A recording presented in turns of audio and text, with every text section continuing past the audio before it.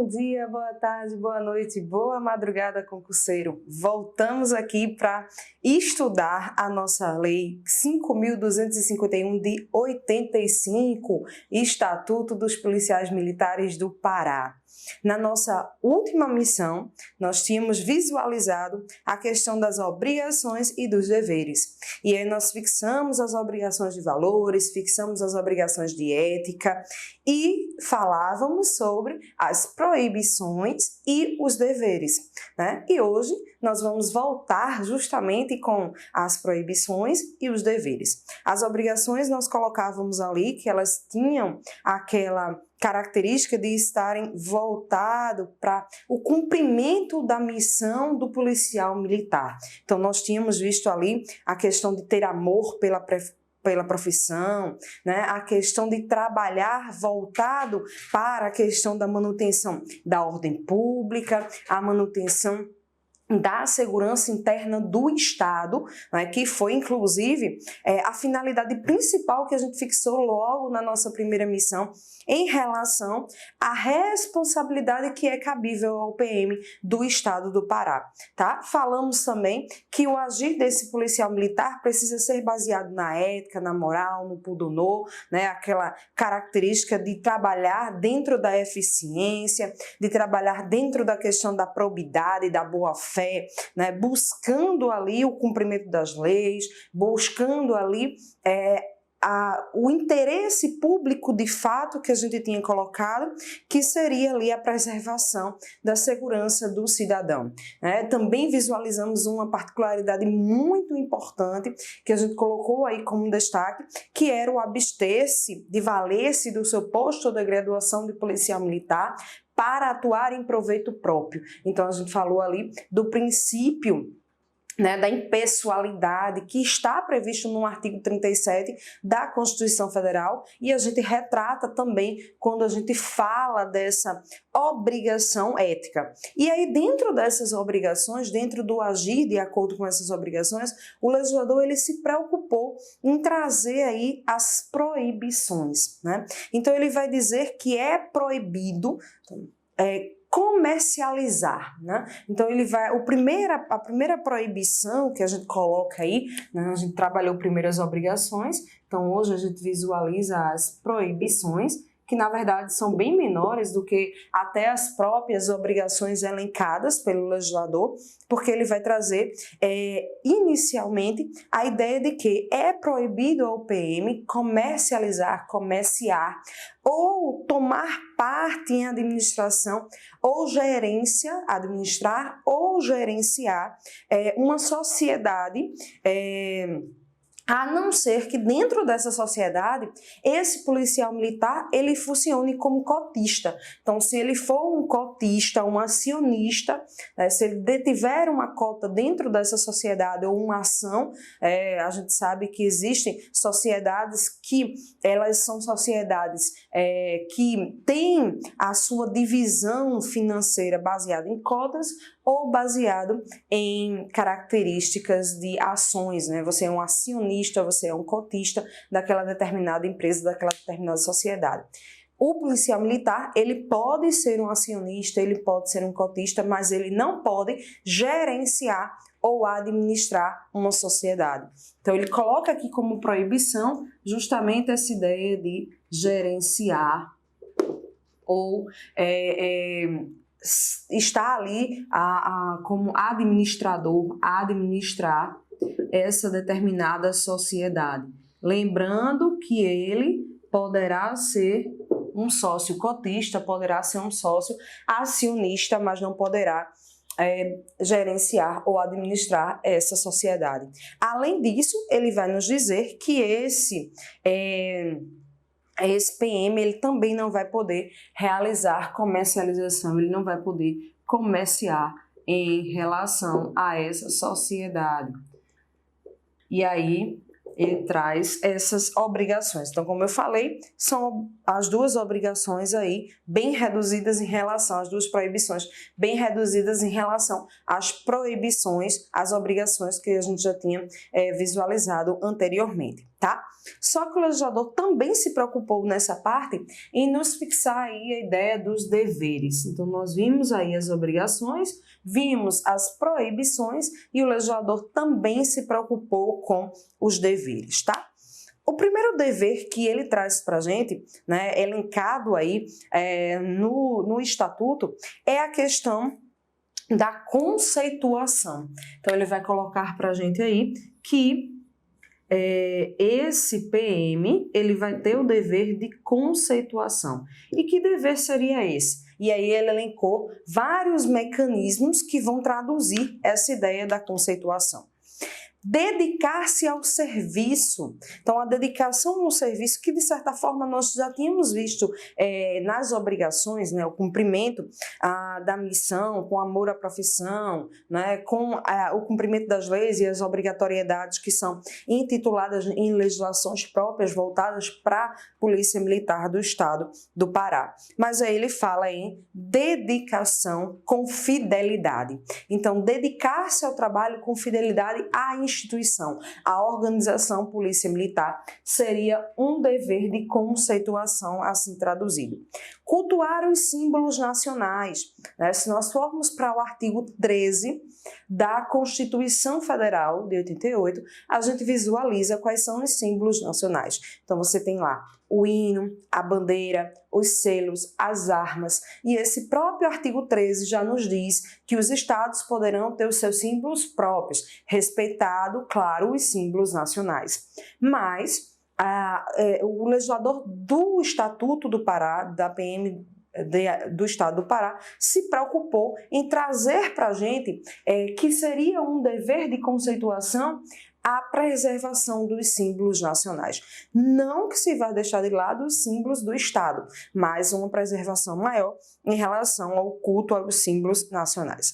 Probidade e lealdade, né? Nós já tínhamos falado aí sobre a probidade, né? Tá lá também nas obrigações, o agir com probidade. Agir com probidade me traz a ideia de agir com boa fé. Então, quando você vai agir com boa fé no cumprimento do seu trabalho, a gente vai trazer a ideia de probidade, o agir de forma proba, né? E aí também com lealdade, né? Ser leal tanto ao exercício da sua profissão como ao cumprimento das legislações que vão delimitar a sua atuação como policial militar.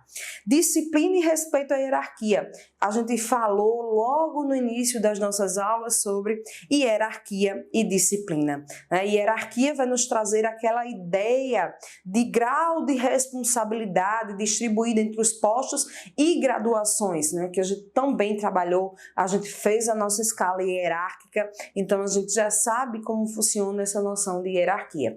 E nós também vimos a questão de disciplina, o cumprimento rigoroso às leis, então respeito às legislações, sejam elas normas internas como as normas externas e principalmente as legislações a nível de Constituição Federal, de federação, que vai nos trazer essa lógica de regramento aí por parte tanto do cidadão como dos policiais militares nesse sentido.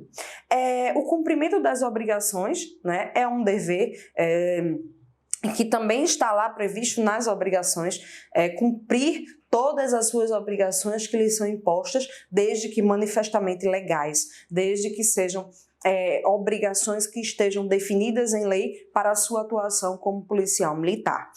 Urbanidade. Urbanidade nos traz a ideia do trato pessoal, né? Tratar as pessoas sempre dentro da moral, da boa-fé, das condutas éticas, então vai nos trazer essa ideia de urbanidade. E ele traz dentro da conceituação a ideia de deveres que são pautados aí como urbanidade. Manutenção da ordem pública é um dever principal, digamos assim, né? Tá lá dentro das finalidades, como a gente já falou anteriormente, e também também a questão da segurança interna do Estado, segurança da comunidade. Então, você traz aí essa noção de que você teria essa preservação, né, da característica do dever aí a ser cumprido pelo policial militar. Dentro das finalidades também, como a gente já falava anteriormente, está ali previsto essa caracterização, né, de manutenção da ordem pública e de segurança da comunidade, segurança interna do Estado como responsabilidade maior para esse policial militar, tá? Bem, saímos aí dessa ideia, né, trabalhada em cima das questões das obrigações, dos deveres e das proibições. E o legislador se preocupou em trazer a questão do compromisso, né? Lembra que lá no comecinho das nossas missões, eu falava para vocês que nós tivemos 3 artigos revogados nessa legislação, artigo 10, artigo 11 e artigo 12, que trazia para a gente a questão do ingresso na Polícia Militar, mas depois a gente trabalhou a ideia de que, como o nosso estatuto ele é de 85 e a Constituição ela é de 88 e a Constituição trouxe ideias novas voltadas para a questão do ingresso na Polícia Militar, né, e também em todas as áreas da administração pública, você traz aí que o ingresso ele se daria por concurso público e, consequentemente, aprovação em teste físico, em teste psicológico, que é o psicotécnico, e outros que o edital pudessem assim prever. Então, a gente trabalhou essa ideia. E nós vimos lá que após o ingresso, haveria a forma de provimento. E a gente falou que essa forma de provimento é a nomeação, assim titulada no próprio estatuto. Então, o indivíduo ele será nomeado. E aí, o que é que o legislador traz nessa parte relativa ao compromisso? Tá? Quando ele trabalha a questão do compromisso, ele vai dizer o seguinte: o indivíduo ingressou, houve o ingresso do policial militar na organização da Polícia Militar, através justamente, né, do que a gente tinha colocado, que seria a nomeação. Então, há a inclusão, há o ingresso do PM, a inclusão desse PM na organização Polícia Militar, e aí ele vai dizer o seguinte: no momento em que esse ingresso acontece, em que tenha essa nomeação, ele vai realizar a prestação de um compromisso de honra. Esse compromisso de honra que ele retrata, ele vai nos dizer que na prestação desse compromisso de honra, essa prestação ela será solene. Então, você vai ter lá uma determinada, a realização de um determinado compromisso em que você teria ali uma formalidade para que esse compromisso aconteça. Por isso, você vai ter uma solenidade e nessa solenidade, quando acontece essa solenidade, você teria ali a prestação desse compromisso de honra, né, por parte aí desse policial que está ingressando. E aí, essa solenidade, ela deve acontecer, né, perante a tropa. Então, ele vai colocar até isso, na presença da tropa, de forma solene, você teria aí o acontecimento dessa prestação do compromisso de honra. E esse compromisso de honra, ele se dá justamente com a aceitação por parte do policial militar de todos os deveres e obrigações que estão elencadas no próprio estatuto. Então, os deveres e obrigações que nós trabalhávamos anteriormente, né, eles deverão estar dentro do compromisso de honra, fixado aí essa aceitação no momento em que você vai ter a solenidade, onde de forma solene, né, de frente para a tropa, na presença da tropa, esse policial militar vai estar realizando essa prestação de compromisso de honra, tá? Então, nós temos aí. A manifestação, né, do cumprimento, ela se dá através, o próprio estatuto ele vai dizer: prometo regular minha conduta pelos preceitos morais, cumprir as ordens, dedicar-me ao serviço, à manutenção da ordem e à segurança, com sacrifício da própria vida. Então, nesse compromisso de honra, o PM que ali ingressou na organização da Polícia Militar do Estado do Pará, ele se compromete, ele manifesta o cumprimento de todos os deveres e obrigações elencadas no Estatuto e coloca a finalidade, se coloca em prontidão do cumprimento da principal finalidade do exercício da sua função, que é a manutenção da ordem e da segurança, inclusive para manter essa ordem e segurança, sacrificando a sua própria vida. Então, isso está instituído dentro da finalidade dessa prestação do compromisso de honra que vai estar relatado no Estatuto de vocês. Então, o legislador colocou essa obrigatoriedade do compromisso de honra, traduzindo aí que após a inclusão do PM, ele tem a prestação do compromisso de honra de forma solene, na presença da tropa, aceitando as obrigações e os deveres e manifestando o seu cumprimento no momento em que ele traduz isso aí através do eu prometo. Tá?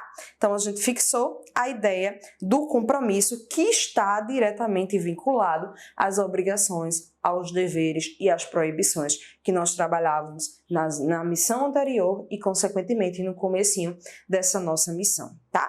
Fechamos aí esse ciclo dessas obrigações e o legislador vai trazer para a gente agora um caminho voltado para explicar como vai funcionar essa ideia do comando dentro da organização da Polícia Militar. Então, o próximo artigo que a gente visualiza aí, ele nos traz essa ideia do comando e da subordinação. A gente já entendeu mais ou menos como é que funciona essa questão da subordinação, porque a gente trabalhou a questão de hierarquia. E lá na nossa hierarquia, nós visualizamos ali, né, aquela ideia de organização estrutural, né, da Polícia Militar. Inclusive, a gente viu ali que nós temos patamares divididos ali dentro dessa hierarquia, né, entre os oficiais e os praças, mas dentro da própria organização dos oficiais, a gente tem uma subdivisão, né, entre a questão ali dos oficiais subalternos, então você tem ali os oficiais principais, então a gente tem uma retratação dentro dessa escala hierárquica, né, e a gente visualizou isso porque nós instituímos essa nossa escala hierárquica. E aí o que foi que o legislador colocou para a gente? O comando e a subordinação, ela está voltada justamente para essa questão dessa escala hierárquica que a gente entendeu lá no comecinho, tá? Então ele coloca aqui comando e subordinação, observando aquilo que nós colocávamos lá na nossa escala hierárquica que está retratado no Estatuto. O que é que ele coloca? O comando, ele é aquela parte, né, da organização da Polícia Militar que tem a responsabilidade voltada para autoridade, deveres e responsabilidade. Então, tudo que está aqui voltado para aplicação dos deveres, aplicação das responsabilidades e a aplicação também voltada para a autoridade, nós vamos aqui vincular a característica do comando, tá? E aí, essa aplicação de deveres, responsabilidades e autoridades está voltada para a ideia de condução. Então, o comando ele tem a responsabilidade de aplicar os deveres e responsabilidades e as autoridades de forma a conduzir os homens que estão vinculados à organização da Polícia Militar. Isso aqui vai me dar uma ideia de chefia. Então, o comando traduz essa ideia que a gente tem de liderança, de chefia, né, para justamente liderar, chefiar todos os homens que façam parte daquela organização da Polícia Militar e que esteja abaixo. Por isso a ideia de subordinação, abaixo daquela determinada escala hierárquica. Então, você traz aí essa noção de chefia e liderança voltada para a característica de subordinação, tá?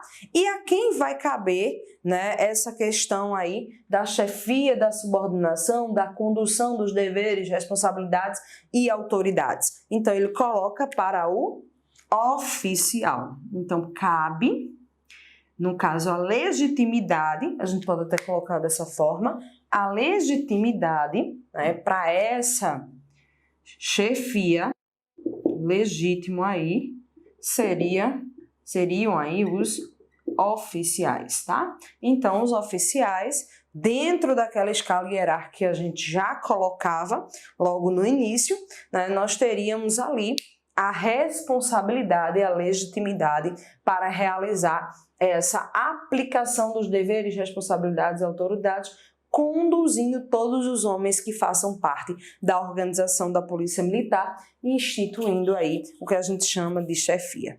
Além disso, ele vai dizer que mesmo sendo legítimo os oficiais para o exercício dessa função de comando, de chefia, de liderança, nós vamos ter aí os auxiliares. Então, existem aí, né, funções auxiliares para ajudarem o oficial a realizar o cargo aí, né, de chefia, de liderança, para ajudar no comando. E aí nós vamos ter como auxiliares os subtenentes e também os sargentos. Então, os subtenentes e os sargentos estariam aí voltados para ajudar, né, os oficiais nessa função de comando, tá? Então, nós temos como auxiliares, subtenentes e os sargentos. Além disso, o legislador também traz que dentro dessa organização de comando e subordinação, a gente firmou quem estaria aí, né, responsabilizado pelo comando. Então, a gente trouxe aí quem são os legítimos, as partes legítimas para estarem aí à frente do comando. Então, a gente coloca aqui o oficial e depois a gente traz os auxiliares, que são os subtenentes e os sargentos. Mas aí, a legislação também se preocupou, dentro dessa subordinação, em dizer que na subordinação estão aqui os elementos de execução. O que é que isso quer dizer, meus amores? Nós temos aí a ideia de que eu teria, né, aqui a figura do comandante, dele irão emanar ordens. Essas ordens estão voltadas justamente para a aplicabilidade dos deveres, responsabilidades e autoridades, que são a responsabilidade do chefe, né, daquele que tem, o líder que tem a responsabilidade de justamente emanar ordens essas que a gente sabe que tem que ser manifestamente legais, e serão distribuídas essas ordens justamente entre aqueles que as irão executar. Então, ele vai dizer que eu teria um comando aqui previsto e eu teria, né, após essas ordens, os elementos de execução. Eu já sei que dentro dessa caracterização aqui do comando vão estar os oficiais, juntamente com seus auxiliares, subtenentes e sargentos, e lógico que os elementos de execução estariam aí voltados para os cabos e soldados. Então, os cabos e soldados seriam os elementos de são aqueles que vão estar subordinados e, consequentemente, executarão as ordens legais que serão emanadas do comando, tá? Então, a gente vai ter essa estrutura dentro da ideia de comando e de subordinação. O legislador também se preocupou em colocar que as ordens aqui descritas, elas devem ser determinantemente cumpridas. Está lá nos deveres, cumprimento das obrigações, cumprimento das ordens. Então, o elemento de execução, ele tem a responsabilidade de, diante da sua subordinação, cumprir com todas as obrigações e regramentos que foram instituídos, cumprir com as ordens manifestamente legais que foram determinadas pelo comando. E aí o legislador diz o seguinte: essas obrigações, essas ordens, elas podem ser violadas. Pode haver a obrigação das violações das obrigações e dos deveres que deveriam serem determinantemente cumpridas por parte dos elementos de execução.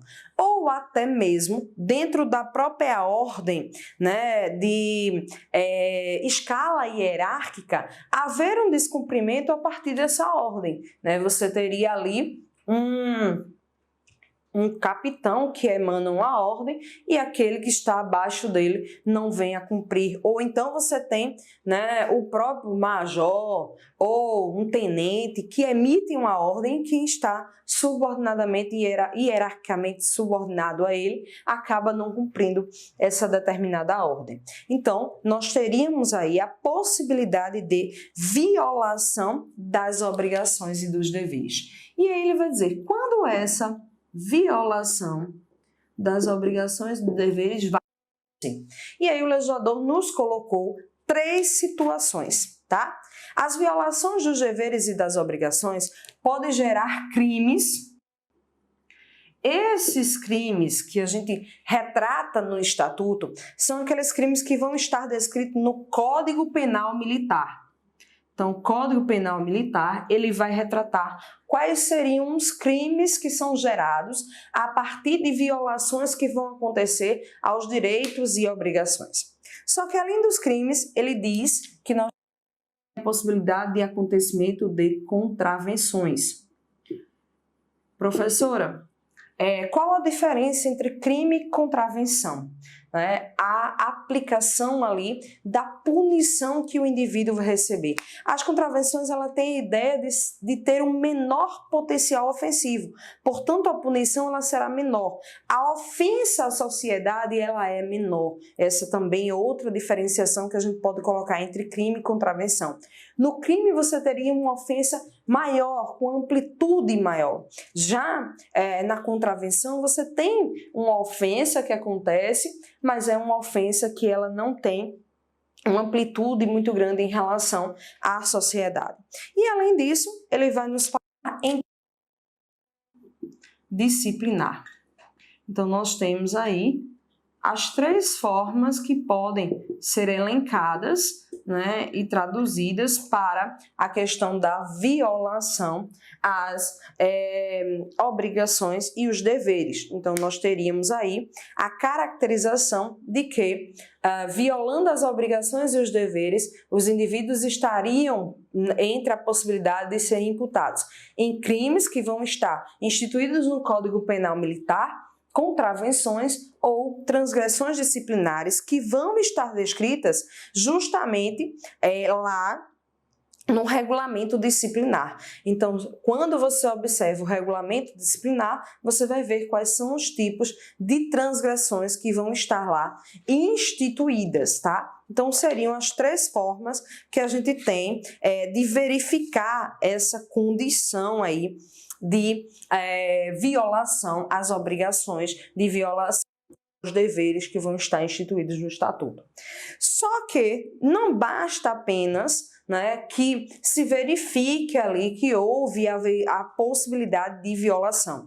É necessário que se analise, se apure, se investigue se de fato essa houve essa transgressão, houve essa violação em relação aos deveres. E aí o legislador ele também se preocupou, né, em verificar se há, de fato, a existência da violação. E aí ele vai dizer, vai haver uma apuração da responsabilidade funcional.